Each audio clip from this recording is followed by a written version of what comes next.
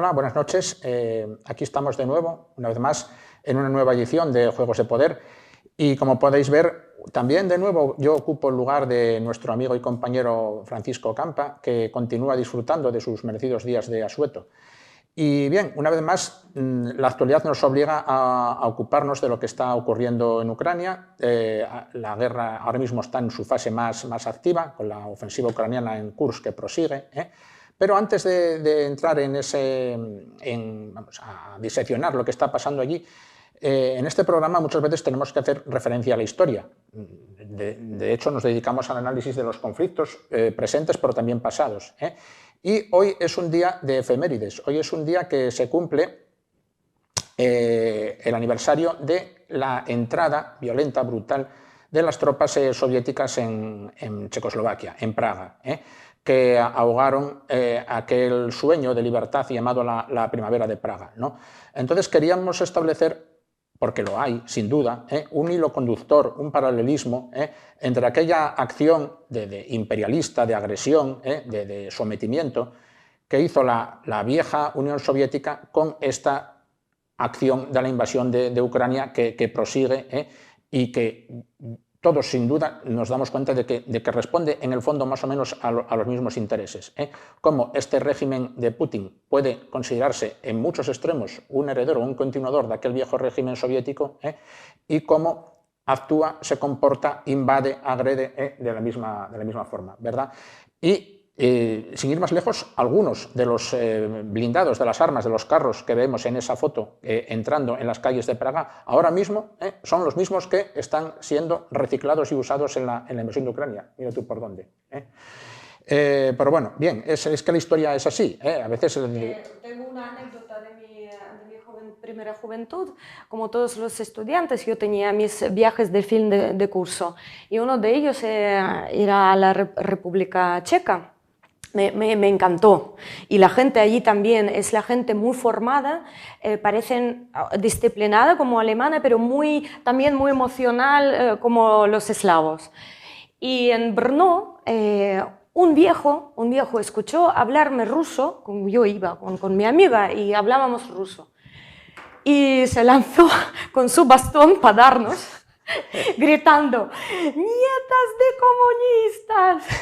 Y yo, bueno, salté como una gata y dije, no, perdone. Yo empecé a hablar ucraniano, que es bastante más semejante al checo. Empecé a hablarle ucraniano diciendo que no, que somos de Ucrania. Entonces se calmó, nos dio un abrazo, nos pidió el perdón y dijo, pues todos hemos sufrido ese gran trauma, esa gran tragedia. Y luego nos contó la historia que hubo represiones, que ha perdido uno de sus hijos, que participó en esa primavera y tal. Entonces, bueno, nos invitó a una Coca-Cola y tal.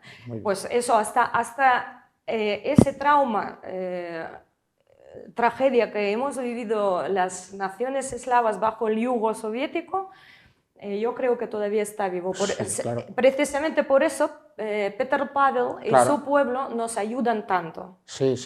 Y por cierto, que Peter Pavel continuó con la iniciativa, tú ya lo sabes, ¿no?, de la compra y el envío de municiones a Ucrania. Hombre, honor a este hombre, ¿no? Sí. Es que, bueno, él fue el que rompió el hielo hace meses ya. Sí. Y ahora ya continúa, ha anunciado que tiene previsto un paquete de varios millones, no sé cuántos de dólares, para comprar otra nueva remesa de municiones. No es que de varios millones.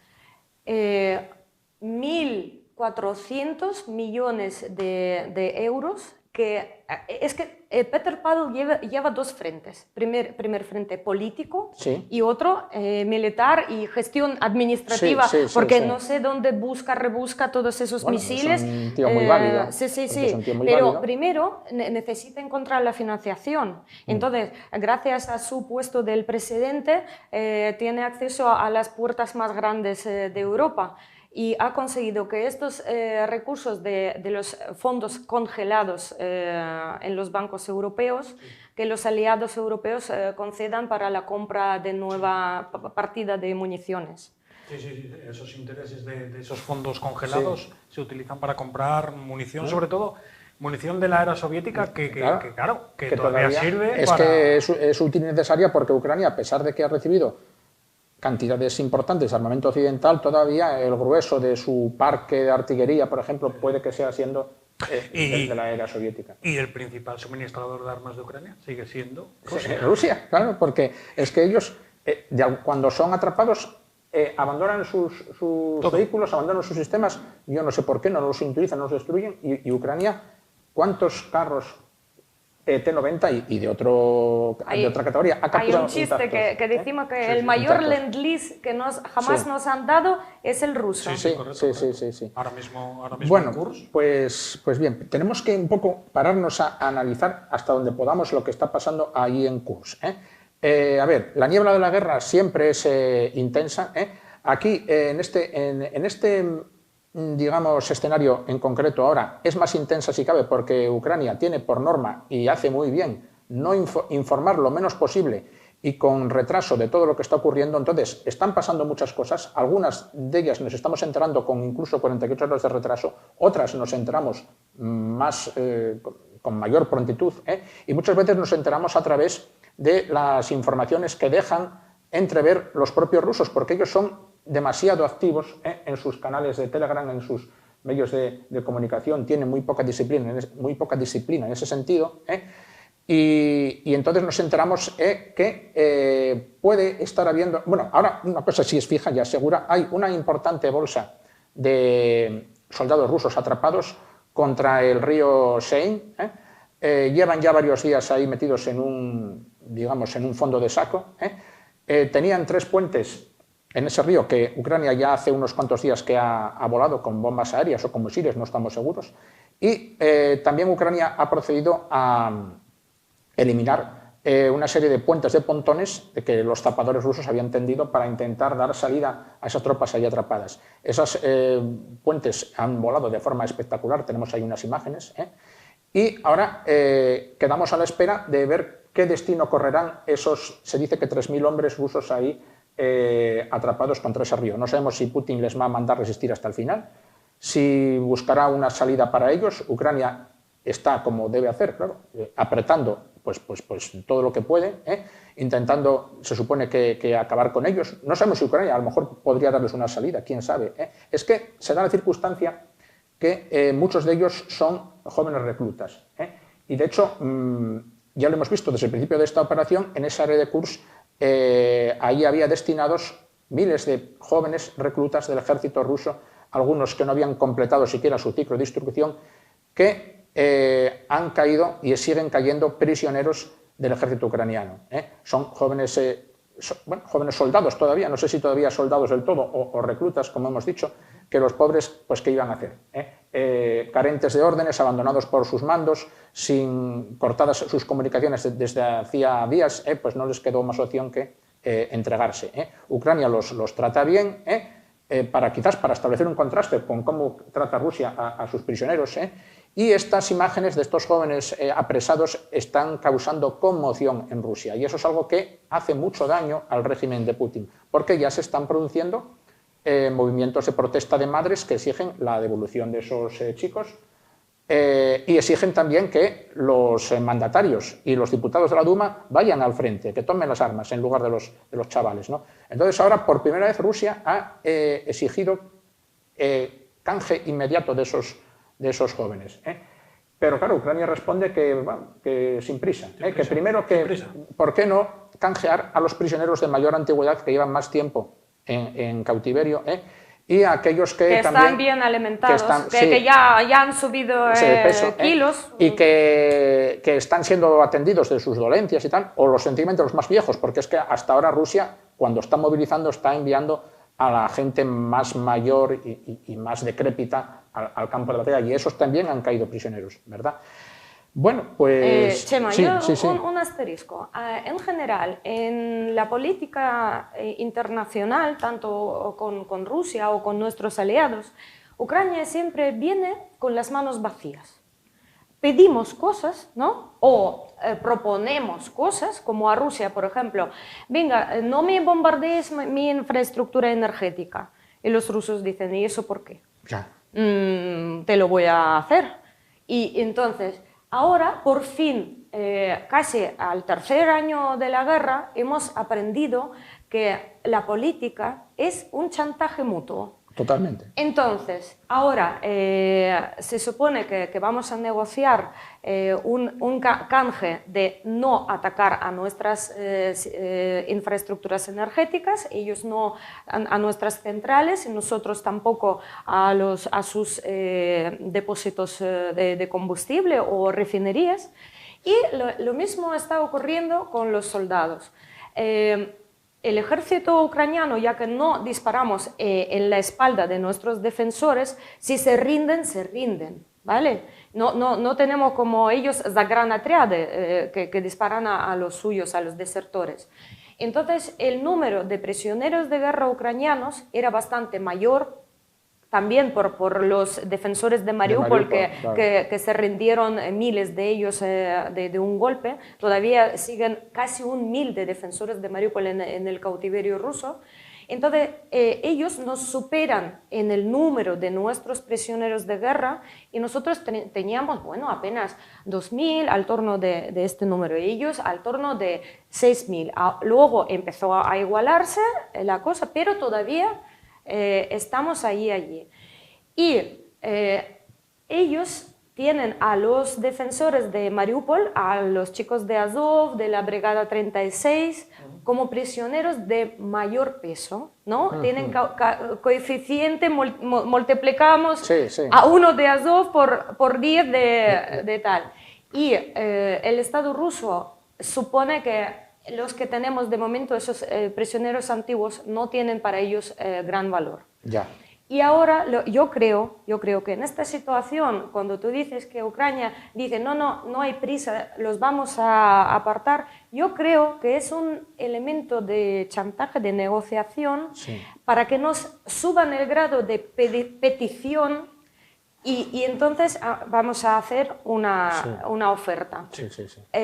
Estos jovencillos que tienen madres que les importa. Que están protestando. Sí, están protestando. Que protestan ahora. A por los presos, hasta ahora no, por los prisioneros, defensores de Mariupol. Sí. Es mi Perfecto, había que decirlo, sí. Oye, perdona Anfisa y perdona tú también y perdona a los espectadores que empezamos así a entrar en materia ya. Y no nos presentamos, porque yo a vosotros que os conozco, hay mucha gente que ya os conoce, pero bueno, hay que presentarse. Aquí tenemos a mi derecha a Anfisa Motora, que procede, ya os habéis dado cuenta que es ucraniana, procede ni más ni menos que de Mariupol.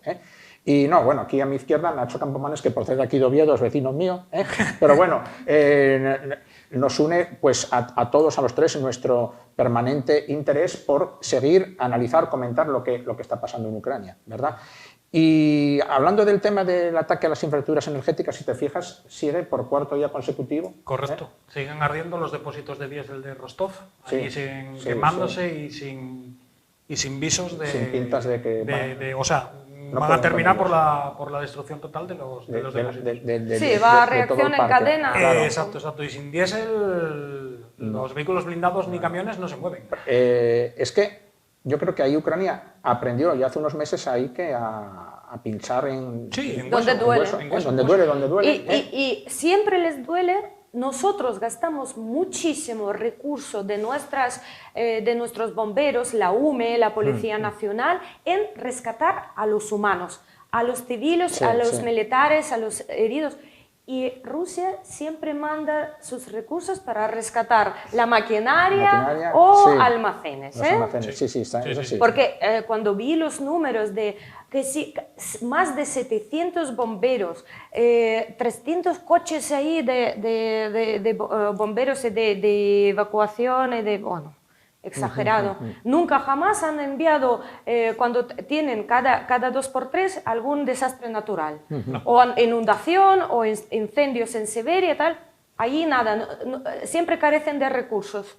Para apagar una refinería, sí. Sí. Y luego ya sabes que Ucrania no para. Esta noche hubo un ataque masivo por lo visto, el más grande con drones hacia Moscú. En Moscú, hacia objetivos de alto valor dentro de lo que es Moscú capital. Hacia Moscú y diversas zonas, sobre todo buscando los objetivos de alto valor que son los aeródromos, sobre todo desde donde salen los bombarderos, sobre todo los de largo alcance que disparan los KH y los de corto alcance que lanzan las bombas FAB, los Su-34. Ya hará eso, 15 días o así, tuvo el ataque aquel simultáneo a 4 aeródromos rusos que hizo mucho daño. Correcto. Y luego también atacaron en Crimea, destruyeron... Bueno, pero eso ya casi no es ni noticia. Una batería en Crimea se ha quedado en las raspas. En las raspas, hablando militarmente, se ha quedado en las raspas. Entonces, hoy han vuelto también a atacar una batería de un S-300. Crimea, militarmente, a Rusia ya no... A ver, falta entrar en la península, eso sí, que eso ahí está lo más peliagudo, ¿verdad? Pero es que Ucrania, yo no sé si algún día entrará o no, yo por mí sería un auténtico, digamos, golpe de efecto que eso sí que pondría patas arriba al tablero de la guerra. Pero lo que sí está haciendo es todo lo previo y necesario para, si algún día llega la hora de entrar, degradar toda la infraestructura. Todo lo que se pueda, algún día caerá al puente.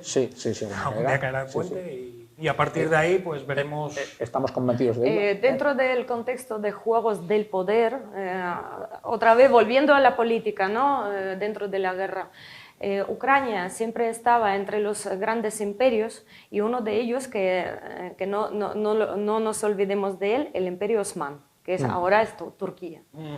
Y yo creo que en cuanto Ucrania demuestre realmente que tiene posibilidad de volver el control sobre Crimea, por lo menos que demos una señal firme, como acabamos de dar en Kursk, Turquía nos va a apoyar. Porque Turquía siempre, en el campo político, confirmaba que Crimea era parte de Ucrania soberana. Y Turquía y el Kanato de Crimea siempre tenía unos lazos súper estrechos. De hecho, Crimea pasó a las manos del Imperio Ruso después de las guerras ruso-turcas. Y los tártaros crimeanos es la gente que tiene Islam como su religión, tiene tradición muy cercana a Turquía. Sin embargo, políticamente son fieles a Ucrania, son ciudadanos ucranianos, entonces es un simbiosis de los intereses, es un lazo que nos une con Turquía, el Crimea, y sufrimos por ese pobre pueblo crimeano que sufre un genocidio tras otro por parte del Imperio Ruso, sea cual sea su forma. Bueno, no quiero contarte. Que yo estoy esperando que Erdogan, pues, a ver si Erdogan da una de cal y otra de arena, pero yo creo que no se ha portado del todo mal con Ucrania desde que empezó la guerra. Podía portarse mejor, no cabe duda, es así, no se ha entregado abiertamente en brazos de Ucrania, pero bueno, ha tenido detalles buenos con Ucrania. Por ejemplo, ha permitido la liberación de los prisioneros de Azov, ¿te acuerdas? Que estaban internados en Turquía, Prokopenko y la Plana Mayor, que regresaron, ¿verdad? Y luego, como tú bien dices, los tártaros se sienten bien tratados e integrados dentro de Ucrania, y la mejor prueba es que, ni más ni menos, que en el gabinete ucraniano ahora mismo el ministro de Defensa, Rustem Umerov, es un tártaro de Crimea, un puesto de la máxima confianza, ¿verdad? Bueno. Acabamos de liberar al vicepresidente de Mejlis tártaro del cautiverio ruso. Los rusos cogen a los civiles como prisioneros de guerra. Eso va en contra de todas las normas, pero... Como rehenes o un secuestro, ¿no? Sí, como rehenes los usan a su...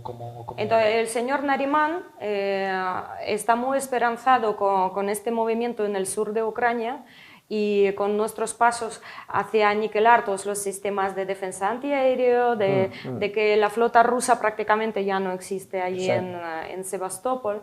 Bueno, acuérdate que los Bayraktar, aquellos drones que ahora ya han quedado un poco fuera de juego ya, pero al principio de la guerra, que fueron protagonistas, que Ucrania tenía, procedían de Turquía. Bien. Oye, volviendo a los frentes, que no podemos olvidarnos, que siguen pasando cosas y estamos analizando y bueno, nos salimos un poco por la tangente, que tú me comentabas antes, Nacho, que aparte de la bolsa esta de 3.000 hombres rusos atrapados contra el río Seine, parece ser, pero todavía es una noticia en curso, que no sabemos en qué va a parar, que se está generando o se está produciendo otra bolsa de 3.000 también hombres rusos al norte de Suchia, en un lugar llamado, no sé si era Malalokna o Kauchuk. En Kauchuk no es la bolsa de 3.000, en Kauchuk estaba la 810 Infantería Naval. Rusa, ¿eh? Rusa, sí. Había sido embolsada y prácticamente destruida. Se hablaba entre 200 y 300 bajas por parte del ejército ruso del embolsamiento que habían tenido, allí en Kauchuk. Sí. Es una brigada de Crimea, es una brigada rusa y la que estaba destinada en Crimea. Está demolida por octava vez. Sí, esos también. Y los de la 155 naval, esos ya por reconstruida, duodécima vez.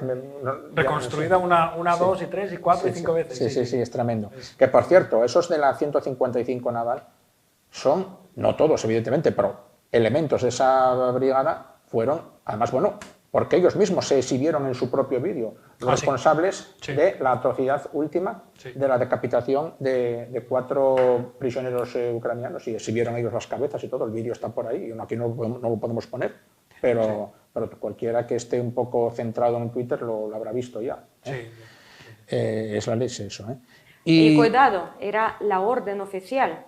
No era una iniciativa de un sádico que hizo un crimen atroz. No. Era una orden oficial de su jefe. Y luego ellos se grabaron un vídeo exhibiendo la cabeza y aquí bien visible la bandera de la Armada rusa, en este caso, vamos a decirlo bien. Bueno.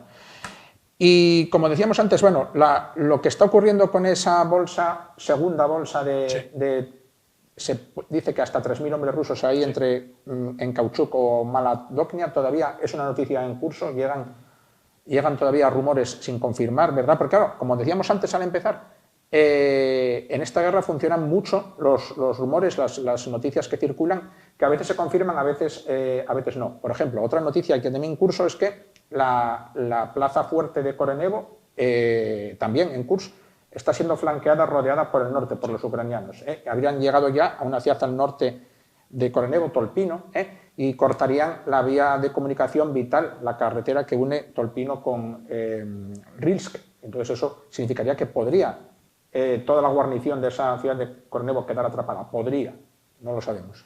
Bien. Sí, las operaciones así en curso. Nosotros luego nos enteramos con 48, 72 horas de diferencia como mínimo. Por parte de Ucrania. Pero sabemos cuándo, en tiempo mucho más real, por los rumores alarmantes que los rusos difunden en sus propios Telegram. Sí, correcto. Porque es que son de lo que no hay. Y yo creo que Rusia tendría que plantearse incluso prohibir el Telegram, porque eso les está hundiendo en la miseria, esa falta de disciplina que ellos mismos tienen. Y hablando de esos rumores que ellos yo creo que más bien inconscientemente difunden en sus Telegram, esta noche creían ya, que eso me lo comentaste tú, que los ucranianos les iban a atacar en Zaporilla. Sí. A través del Dnieper. A través del Dnieper. Sí. Eso creo, vamos, que si el sketch que tuvo que ser lo hace José Mota, no se queda la zaga, pues por lo visto en una pequeña rotación de una unidad, de una escuadra ucraniana, uno de los soldados pues se equivocó de trinchera, se perdió y acabó en una trinchera rusa y haciendo cautivos a tres soldados rusos. Rápidamente avisó por radio a sus compañeros de que se había perdido, pero que estaba dentro de una trinchera con 3 soldados rusos capturados y los compañeros de la escuadra, pues 6, 8 o 10 soldados, se fueron rápidamente y llegaron a la trinchera, pero las noticias ya habían corrido a las demás trincheras rusas, con lo cual el pánico llegó y salieron sí. todos huyendo. Esa fue la famosa ofensiva nocturna de... Claro, pero es que ese episodio, que es un episodio local y sin trascendencia, luego ellos lo empiezan a repicar en sus Telegram, se amplifica y luego por toda Rusia corre la idea de que nos están atacando por el Dnieper. Primero era una escuadra, luego una brigada, luego un batallón y luego era una división entera. Y Ucrania eso lo tiene que aprovechar, claro. porque no, es que es así, ¿vale? Si ellos cometen esa clase de errores, ahora mismo como Ucrania ha retomado la iniciativa, ¿vale? Tiene a los rusos, y eso es muy bueno, totalmente desconcertados y desorientados. Entonces ellos ahora ya ven fantasmas por todas partes, ya creen que pueden ser atacados no solo en Kursk, que pueden ser atacados en Briansk, que pueden ser atacados en Belgorod, que pueden ser atacados en Kharkiv, que pueden ser atacados, como hemos visto aquí, en Zaporilla, en el Bajo Dnieper, si Ucrania intentara cruzar pues por donde siempre se supone que cruzó otras veces, por Krinky o por Novakhovka, o quién sabe si incluso en Crimea, ¿vale? Entonces, ese desconcierto y ese estado de nervios y de digamos, tensión permanente que sufren los rusos les obliga a tener que desplegadas unidades en todas partes, hacer fuerzas. Sí. Y eso es una cosa que para Ucrania vale muchísimo. A lo mejor tienen desconcierto psicológico, pero tienen muchísimas municiones y técnica y nos siguen superando en creces en esos criterios, tanto en las unidades militares como en su... Sí, Anfisa, eso es verdad, pero tienen tantos frentes que atender los rusos, y Ucrania tiene en su mano la iniciativa de jugar con esa incertidumbre de no saber nadie dónde va a actuar la próxima vez, ¿verdad? Porque una cosa que hizo muy bien Ucrania esta vez, se dice que fue Sirsky, el cerebro. Bueno, sí, porque no, claro, tendría que ser. En esta operación de Kursk fue guardar el secreto de las operaciones. Esa caricatura, bueno, ese meme del soldadito de operaciones nocturnas con el dedo ahí pidiendo silencio, eso resume mejor que nada lo que ha ocurrido, porque nadie se lo esperaba, los propios rusos los que menos, ¿verdad? Yo leo fuentes prorrusas y ellos confiesan amargamente que no se lo veían venir, pero también por lo que se ve, nadie en Occidente tampoco, ni siquiera los Estados Unidos. Yo me cuesta trabajo creer que los americanos no supieran nada, no hubieran sido informados o que ellos por sus propios medios no se hubieran enterado, pero parece ser que sí. O sea, parece ser que no se enteraron, ¿verdad? O que no lo sabían. Entonces, Ucrania ha actuado así y ha hecho bien porque ha aprendido de los errores del verano pasado. Cuando la ofensiva aquella, que todos sabemos cómo terminó, que empezó en junio, que se hizo mano a mano con la colaboración en sus preparativos de Estados Unidos y el resto de países occidentales y tal, empezaron desde el primer día a filtrarse toda clase de detalles, objetivos, preparativos, composición de fuerzas desde meses atrás. Y aquello muchos veíamos y pero bueno, ¿esto qué está pasando aquí? ¿Por qué nos tienen que decir cuántas brigadas son, cuáles son, qué clase de blindados lleva cada brigada, qué modelos, por dónde van a entrar? Que ya se declaró que el eje principal iba a ser el eje de Tokmak y tal. Bien, los periódicos americanos, que yo creo que muchos de ellos trabajan para el enemigo, estoy convencido, alguien me dirá, ¿por cómo no tienes pruebas de eso? Bueno, yo tengo pruebas de algunas cosas sí y otras no, otras tengo convicciones. Y una convicción que tengo yo es que en la prensa y medios occidentales, en los Estados Unidos, los que más, hay muchos que, yo no sé si de forma deliberada o no deliberada, pero le hacen el juego a los rusos, filtrando esas noticias. A veces filtran cosas que les... publican cosas que les filtran los topos desde Ucrania. Sí, pero no, yo digo instancias gubernamentales, instancias del propio gobierno de Estados Unidos o de Alemania o de otro gobierno. Otras veces filtran cosas o difunden noticias o rumores que les da la gana a ellos, pero que en aquel momento a Ucrania le hicieron mucho daño. Y siempre bajo esa coletilla para cubrirse las espaldas de officials say. ¿vale? Officials se refiere a oficiales, a portavoces, portavoces, por supuesto, nunca identificados, ¿verdad? Entonces, lo que Sersky no ha dicho nada a los americanos, eso me lo creo fácilmente. Pero ¿cómo pudo evitar decirlo por la boca grande dentro de Ucrania? Eso es el gran enigma. Sí. Porque tenemos... Tiene nombre, se llama Budanov. Puede ser. Sí, ese es el hombre... Sí. Qué pena, no tenemos aquí una foto de Budanov. Bueno, la gente que lo busque, es un hombre joven, con una cara así como muy inconfundible, con un rictus inescrutable, inescrutable pero al mismo tiempo socarrón. Pero que sí, para conseguir la vista buena, la carta blanca para esta operación, debía acudir a Zelensky y a su entorno. Y yo creo que de alguna manera han conseguido el permiso directo de Zelensky. Y su silencio.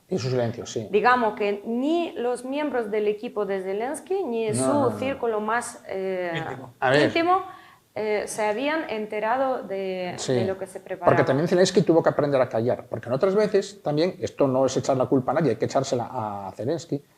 En la ofensiva del verano pasado, pues también el propio Zelensky habló más de la cuenta y vendió demasiadas motos antes de tiempo. Que si vamos a llegar a Crimea en mes y medio o en un mes y tal, bueno, bien, mal, todo muy mal, y así salió. Pero esta vez han aprendido de los errores y están marchando las cosas muy bien sobre ruedas, ¿verdad?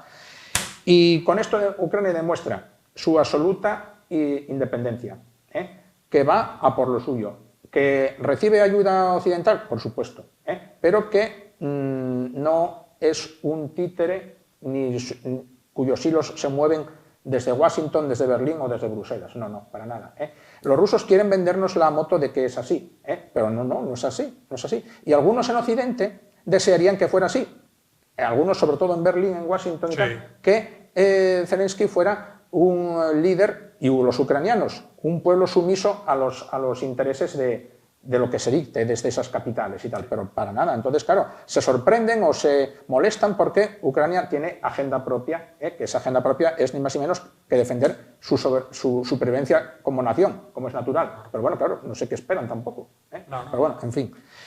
Entonces, ese tema por ahí, ¿verdad? Y después, siguiendo con lo que pasa en los frentes, una noticia que es un rumor que hay que desmentir, era que, por ejemplo, como tantos rumores que se dicen, se desmienten y tal, en el frente de Torex, que la localidad, no es ciudad, de New York, que tantos meses, bueno, incluso años llevaba en disputa, ya había caído por completo. Pues no, todavía los ucranianos resisten en el extremo norte de esa ciudad, de esa localidad, en una posición precaria, es cierto, pero ya había, digamos, fuentes bastante serias que ayer les daban por acabados, y no es así, de momento no es así, ¿vale?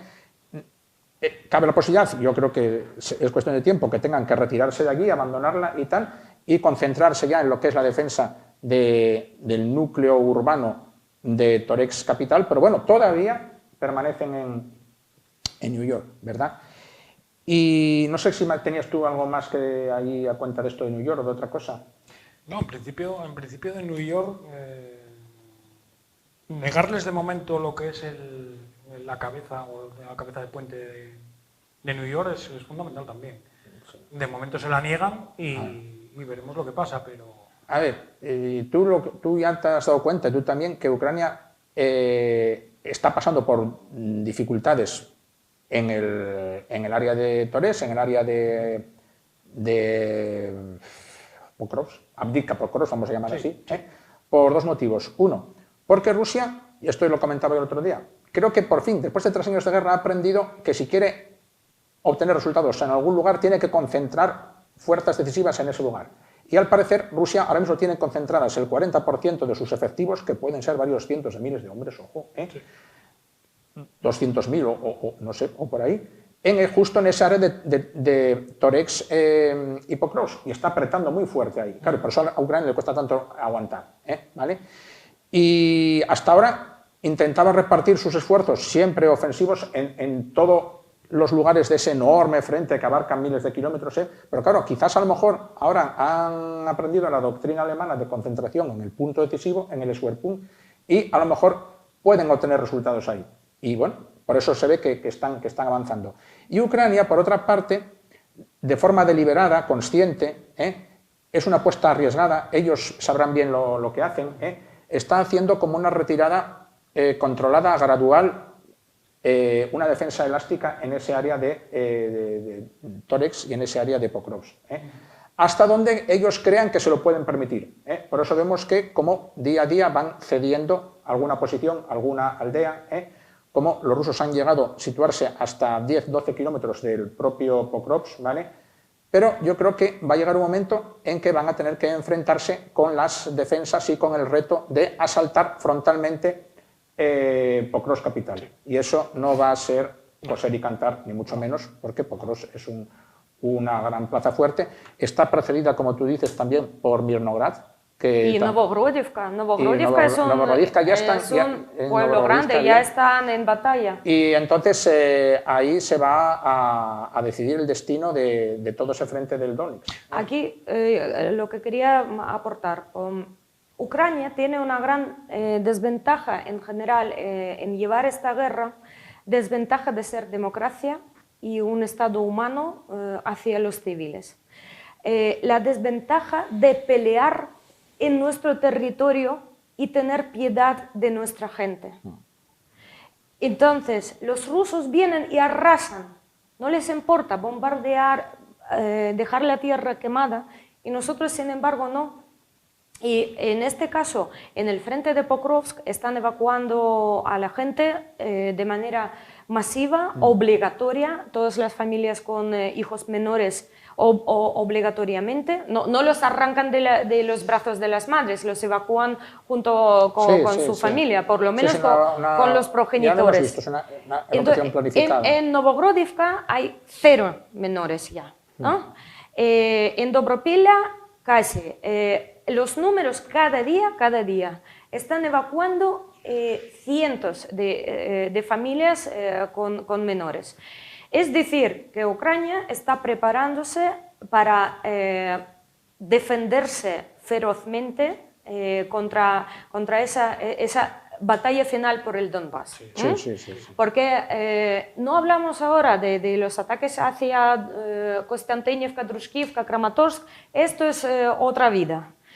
Ahora estamos jugando esta zona de Pokrovsk, que está muy próxima a la región de Zaporizhia, que les da acceso ya a otra región que, según su constitución, es suya, que ellos están interesados en tragársela entera, 100%, y todavía la tenemos a medias, igual que la región de Donetsk, la tenemos a medias. Entonces, por eso es muy importante para ellos esta zona occidental de la región de Donetsk, porque así hacen más o menos monopolio en la región de Donetsk y se aproximan al alcance de una mano de artillería hasta la región de Zaporizhia-Dnipro. Y entonces, pues ahí estamos evacuando a los civiles y les vamos a dar una guerra. Ahí se ve sobre todo la diferencia en la política de tierra quemada del ejército ruso y el ejército ucraniano. Ahora mismo en Kursk no se hace un bombardeo de alfombra, no se hace una destrucción completa de los pueblos. Que los ucranianos no están haciendo... No hacen uso de todo su poder militar en cuanto a bombardeos, en cuanto a... sino se centran en los núcleos de combate. No se destruyen las aldeas, no se destruyen las ciudades, y es más, se llevan alimentos a los lugareños, se les da agua, se les da comida, se les da alimento. Entonces, la política de ambos, por parte de los rusos de tierra quemada, no. Y luego hemos visto cómo en Kursk el fracaso de la administración gubernamental rusa en atender a su población. Totalmente, ni evacuados. Ni evacuaron, o evacuaron ahí tarde, mal y nunca, dejaron atrás a los ancianos, aquella anciana que entraron los ucranianos en una casa y la encontraron allí desvalida. Le dieron pan, le dieron alimento. Sí. Allí la dejaron. Bueno, hay que decir que también en la práctica ucraniana los ancianos aguantan hasta lo último. Sí. Cuando tienes hijos pequeños, las familias jóvenes se espabilan porque tienen ese miedo que les pase algo al retoño y se evacúan anticipando la llegada del lobo. Pero los ancianos resisten hasta la última y ya cuando viene el lobo es tarde de salvarlos. Recuerdo a un anciano en Bakhmut. En Bakhmut aguantar hasta el último suspiro porque su vida está allí, nació allí y es duro marcharte de tu casa. Y en Okeretine creo que salió uno que se quedó él solo allí, tenía 85 años, aguantó hasta que entraron los rusos y luego de noche cruzó las líneas y caminó 10 kilómetros hasta... correcto, hasta donde estaban las líneas ucranianas. Tremenda, es difícil. El que tiene piernas sanas sí puede hacerlo. Hay gente vulnerable. Pero esa señorina que estaba allí tirada en el sofá, esa no iba a ningún lado. Pobre. Es una pena, es mi dolor, el mayor dolor de esta guerra. Porque... los ancianos y los niños.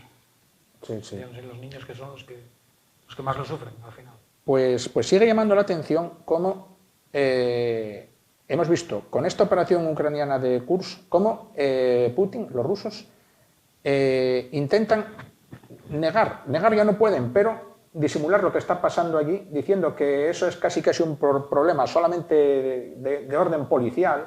Sí, de hecho lo declararon como alerta antiterrorista. O algo así. Ni siquiera lo tienen asumido como... Y paralelamente a la administración militar, que en esa zona existe, el Grupo de Ejércitos del Norte, es el que engloba el área de Kursk, colocaron a un responsable de solucionar la situación civil, al director del FSB, a Bornikov. Entonces ahora ya se va a producir el típico choque de competencias y de responsabilidades y de jerarquías burocráticos entre el ejército y su rival político o como quieras llamarlo del FSB. Bueno, eso va a redundar en su perjuicio por completo.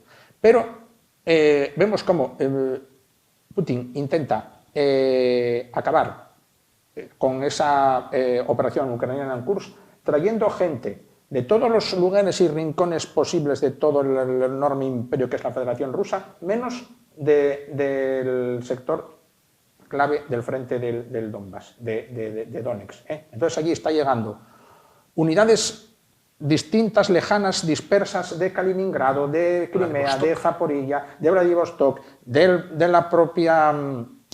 propio, digamos, núcleo de Rusia, de Moscú. También algunas, aunque no quieran, pero también están llegando del Kharkiv, de Kupiansk, de Chasiv-Yar, del propio área de Pokrovsk, algunas también. Entonces, claro, ¿cómo integrar y cómo crear todas ese, digamos, organizar que ese todo batiburrillo de unidades forme un ejército coherente? Es muy difícil. Cohesionado, es muy difícil. Entonces, se producen entre ellos errores de identificación, fallos de comunicación, episodios de fuego amigo a diario, que ya los rusos son muy dados a eso, pero en estos últimos días está pasándoles más que nunca.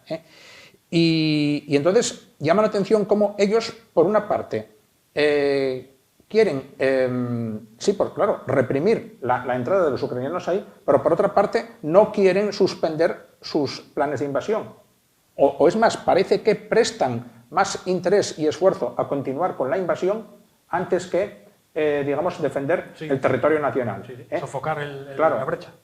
Porque no se acaban todavía de creer, como quien dice, que su territorio pudiera ser, digamos, asaltado, invadido. Hay una caricatura por ahí que muestra cómo un carro ruso invade Ucrania, pero luego asiste con incredulidad a ver cómo otro carro ucraniano entra en Rusia, como diciendo, esto no nos puede estar pasando a nosotros. Correcto.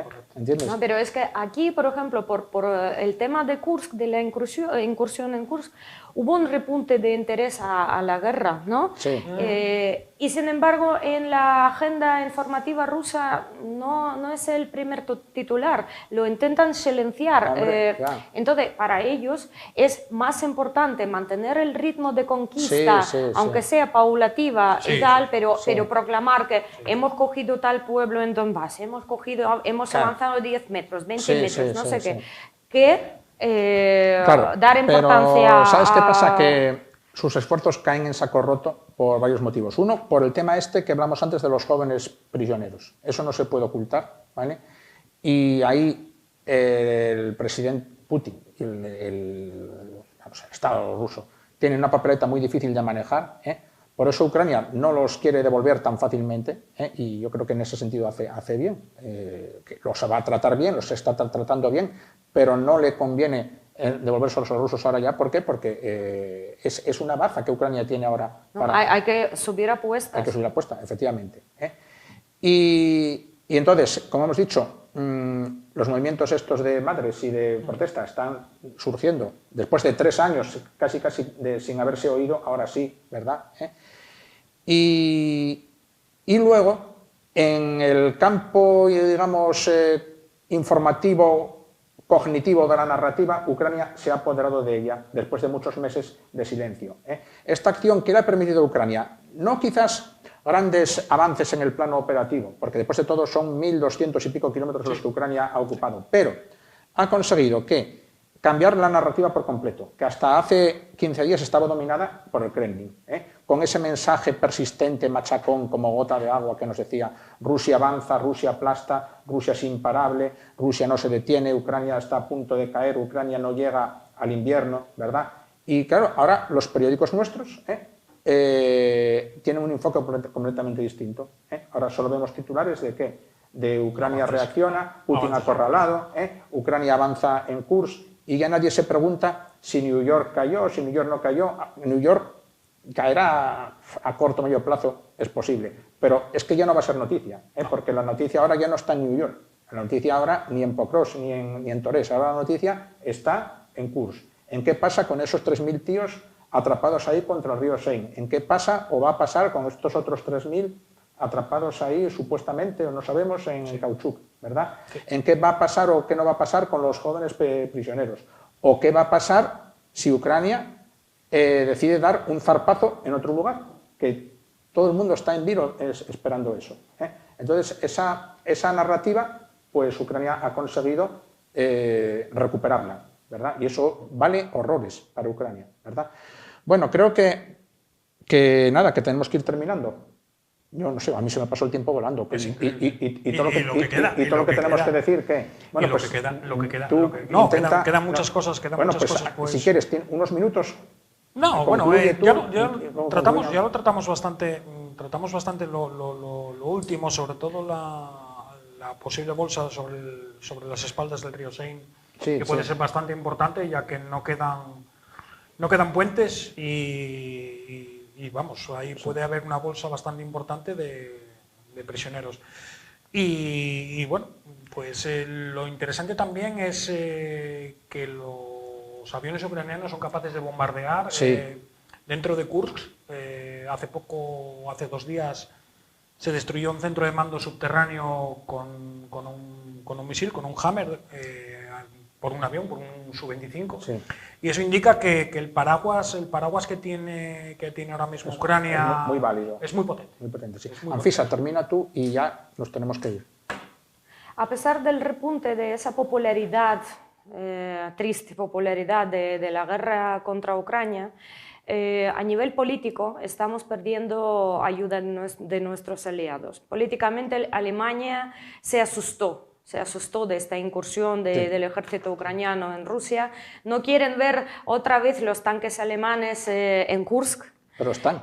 Sí, están. Y no les ha gustado porque no vemos en nuevo presupuesto alemán para el año que viene ninguna ayuda nueva militar. Otro día hablaremos más de eso. No es tanto ese corte de ayuda, se ha sobredimensionado esa noticia. También, pues, después de la última reunión en Ramstein, prometieron más de 5 Patriots y 10 otros sistemas de defensa antiaérea a Ucrania, y la promesa no se ha cumplido. No solo, no digo por parte de Alemania, por parte de nuestros aliados. No voy a indicar con el dedo, ¿vale? Entonces, me gustaría acabar este programa con las palabras del opositor ruso Garry Kasparov, que ha comprado una página entera de Bild, del periódico alemán, y allí pues llamó a Scholz de no repetir la experiencia cuando Alemania hace décadas ya había llevado el mundo al abismo. Sí. Y prestar toda la ayuda militar necesaria a Ucrania. Bueno, pues muy bien. tenemos que despedirnos, es inevitable. Y gracias a vosotros, gracias a ti, Nacho, gracias a ti, Anfisa, y gracias a vosotros también, y nos vemos la semana que viene.